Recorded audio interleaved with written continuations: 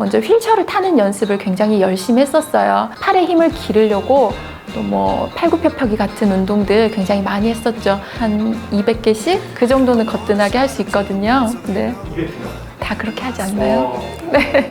우연히 KBS 전임, 제 전에 앵커들 장애를 가지고 있는 분들을 봤는데 너무 자연스럽더라고요. 아, 이게 바로 장애 인식 개선이구나. 40살에 사실 뭐 장애인이든 비장애인이든 아나운서가 되는 사람은 없잖아요. 포기할까 말까 생각을 했는데 주위에서 했으면 좋겠다, 해봐라. 그러니까 사투리도 심하고 그리고 목소리 자체도 되게 작은 편이고 그래서 말을 좀 잘하고 싶은 마음에 굉장히 많이 노력을 했어요. 처음 지원해서 한번에 이렇게 합격하신 거예요?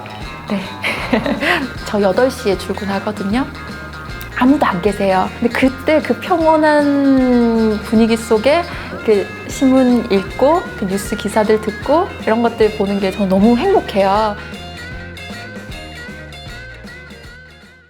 네, 안녕하세요. KBS 뉴스 12에서 생활 뉴스 코너를 진행하고 있는 KBS 앵커 최국화입니다. 저는 2006년도에 그때 중국에서 유학을 하고 있었고 계단에서 떨어지는 낙상 사고로 인해서 척수를 손상을 입었어요. 그래서 지금 휠체어에 앉아서 생활을 하고 있고 네, 하반신 마비 장애를 갖게 됐습니다. 갑작스럽게 일어났던 사고였기 때문에 급하게 병원으로 옮겨졌고 한 2달 정도 병원 생활을 하다가 비행기에 또 누워서 이렇게 한국으로 돌아오게 됐습니다. 그리고 곧바로 또 병원으로 옮겨져서 또 여러 차례 수술을 받았고요. 이 장애라는 걸 가지고부터 좀 자기 연민에 빠질 때가 많은 것 같더라고요. 그런 생각들의 원인이 뭔지를 한번 들여다본 적이 있었어요. 그랬더니 남들과 나를 비교할 때 그런 마음들이 참 많이 생기더라고요. 만약에 제가 할 수 없다라고 생각하고 남들과 비교하는 마음을 가지고 있었다면 지금도 저는 할 수 있는 일이 아무것도 없었을 것 같아요. 그냥 제 다리만 쳐다보면서 왜 내 다리는 안 움직여? 나는 왜 이럴까? 이런 생각뿐이었을 것 같아요. 근데 그러지 않으려고 애쓰고 노력했거든요.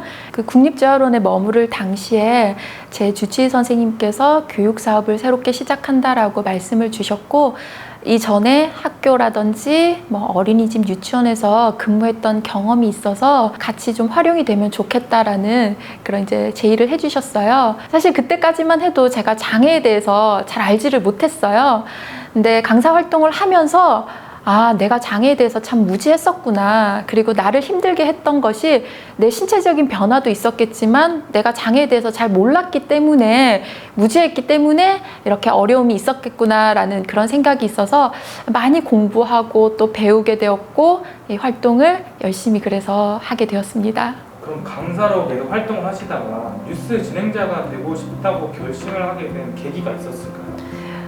우연히 KBS 전임, 제 전에 앵커들 장애를 가지고 있는 분들을 봤는데 너무 자연스럽더라고요. 불쌍하거나 안 됐다라는 이런 느낌 없이 그저 자연스럽게 스며들은 그들의 모습을 보면서 나도 저거 한번 해보고 싶다라는 그런 욕심, 소망 가지게 되었습니다. 이번에 사실 지원하려고 했던 마음이 좀 적었어요. 40살에 사실 뭐 장애인이든 비장애인이든 아나운서가 되는 사람은 없잖아요. 포기할까 말까 생각을 했는데 주위에서 했으면 좋겠다, 해봐라. 서류를 합격해서 면접 장소에 가보니까 다 저보다 어린 분들이시고 그리고 역량들도 굉장히 뛰어나시더라고요. 이전에 아나운서 공부를 또 몇 년씩 하셨던 분들, 나는 안 되겠지라고 생각하고 편하게 마음 먹고 했는데 좋은 기회가 주어져서 지금 활동하게 됐습니다.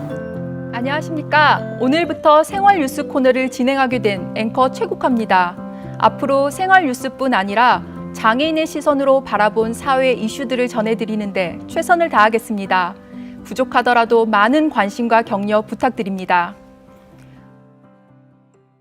기자님들이 보내주신 내용들을 제가 이제 정리를 해서 앵커 멘트를 작성을 하거든요. 저 같은 경우는 이 생활 뉴스라는 코너다 보니까 최대한 쉽게 이해를 잘 하실 수 있도록 그리고 편안하게 들으실 수 있도록 좀 내가 잘 써보자라는 그런 마음으로 매일매일 새롭게 작성을 하거든요. 생활 뉴스입니다. 버려진 공간이나 기피 시설들을 재활용하면서 다시 재탄생하고 있는데요.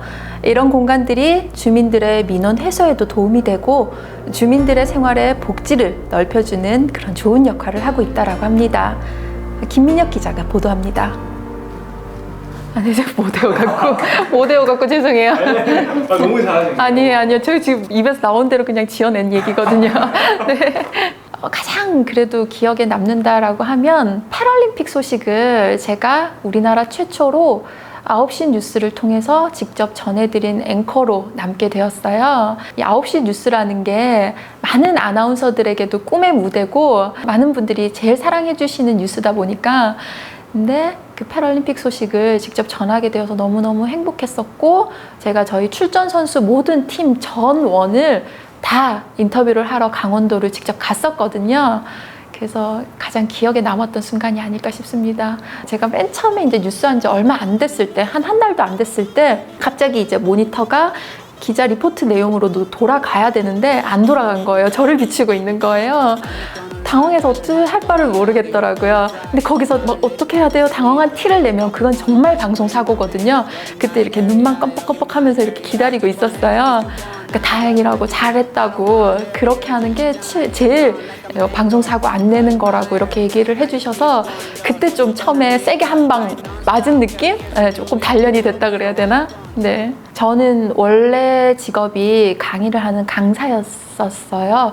그래서 이제 지금은 오전에는 뉴스 때문에 강의를 거의 못 하고 있는데 또 시간들을 좀 잘 안배해 주시는 그런 교육기관이라든지 그런 곳에서 오후 강의를 하고 있고요. 그리고 주말에는 대학원에서 장애학이라는 그 학문에 대해서 공부를 하고 있습니다.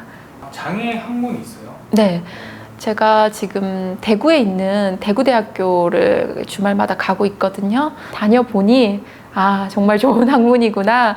그리고 제가 그동안 잘 알지 못했던 장애에 대해서 더 많이 깨우칠 수 있는 그런 시간이 되고 있는 것 같아요. 제가 여행을 굉장히 좋아해요. 여행을 하면서 참 많은 다양한 경험들을 하게 되고 또 많은 생각의 전환이 되는 저는 계기가 됐었거든요. 그런데 장애가 있다 보니까 또 여행하는 것에 있어서 많은 제약이 있잖아요. 그래서 그런 분들이 꿈을 포기하지 않도록 그리고 다양한 경험들, 많은 일들을 해 나갈 수 있도록 저는 나중에 세계 일주를 꼭 해서 꼭 좋은 여행 작가가 되어서 많은 분들에게 제 경험들을 공유하고 또 그분들이 용기를 얻을 수 있도록 그렇게 좀 도움이 되고 싶다라는 생각을 했습니다. 지금 아나운서 일도 마찬가지고 앞으로의 저에게 인생에 남아있는 시간도 마찬가지일 거고요. 주어진 상황에서 주어진 일들 최선을 다해서 열심히 하면서 살아가자. 그럼 또다시 저에게 새로운 기회와 새로운 역할들이 주어질 거다라는 그런 마음으로 살아가고 있거든요. 그래서 그런 것들, 주어진 일들 잘 해내는 것, 그게 이제 제가 바라는 꿈이고 앞으로의 목표입니다.